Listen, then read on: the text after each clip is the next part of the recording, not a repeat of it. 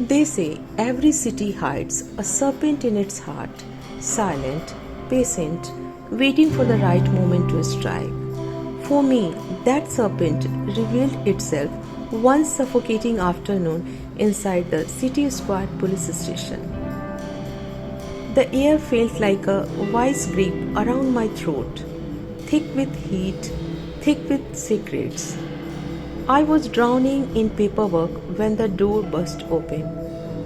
An elderly man stumbled in, his face ghostly pale, his hands trembling as if he had just touched death itself. Officer Kapoor, he gasped. They have taken everything. My family's legacy vanished into thin air. That moment hooked me. I did not know it yet, but I had just stepped into the Golden Heist of Khandwa, a case that would test my instincts, my patience, and my belief in human trust. The man was Deendayal Bali, a retired revenue official. His family had just returned from a wedding, hearts still full of celebration, only to walk into a nightmare. Their safe, the locker, a faithful guardian tucked away in the bedroom had been breached. 1 kilogram of gold ornaments, heirlooms worth generations, gone without a trace. But the strangest part, the front door stood untouched. Locks were intact. Only a bathroom window, slightly cracked open, whispered the truth that this wasn't an act of brute force. This was precision. This was someone who knew. The FIR was filed, but my mind was already racing ahead. At the crime scene, shadows stretched across family photos on the wall. Scripts and books scattered across the room spoke of dreams, especially those of Mridula, Deendayal's daughter, a fresher take. We dusted for prints, 11 distinct sets, too many hands, too many stories, and then CCTV footage, grainy, ghost-like figures in the corridor. One woman, scarf half covering her face, walking with unsettling confidence. Not a stranger's hesitations. No, this stride belonged to someone who felt ownership, someone who belonged. My gut whispered betrayal. That night, under the harsh station lights, I spoke with the family. Deendayal's wife broke down, her voice heavy with loss. But Mridula, her eyes darted when I asked about friends. Finally, she spoke a name, Manyata Senyali, a web designer, an Instagram influencer, 26, ambitious, flamboyant. She and Mridula had bonded over their film aspirations. Manyata had visited their flat often. Laughter, selfies, casual chats, and always those little touch-ups in the bathroom. The same bathroom with the window left ajar. The puzzle began to take shape.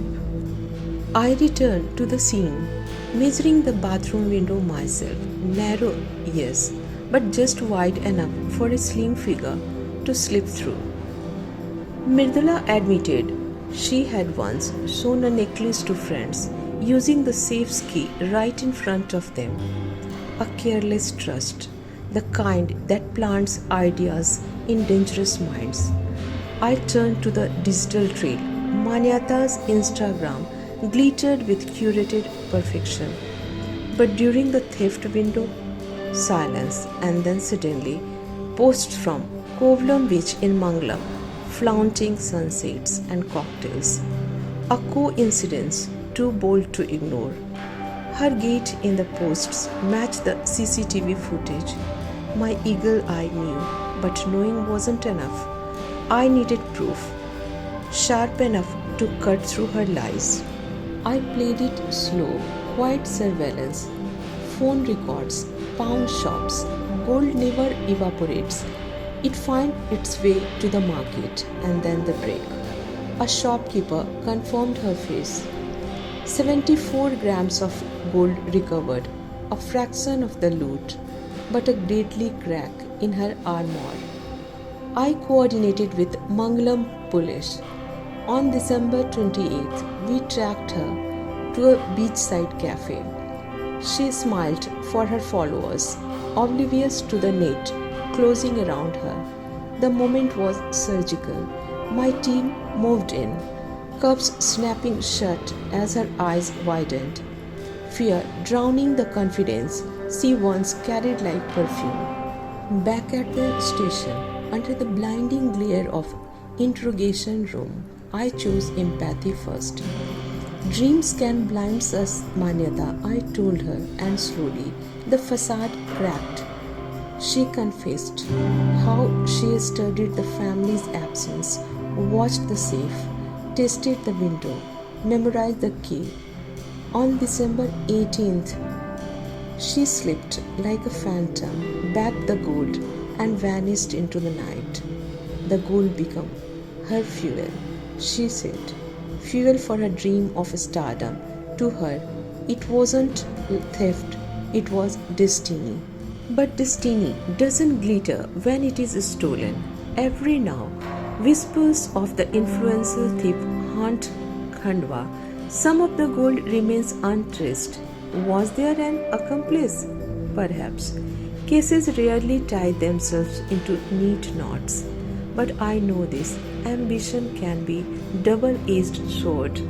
For Manyata, unchecked ambition curdled into envy. Envy of Mridula's stable home. Envy of her simple dreams. That envy twisted into justification, telling herself the gold was not legacy but a ticket to success. In the end, the psychology was simple. When ambition blinds morality, betrayal feels like a shortcut. But shortcuts always lead to dead ends.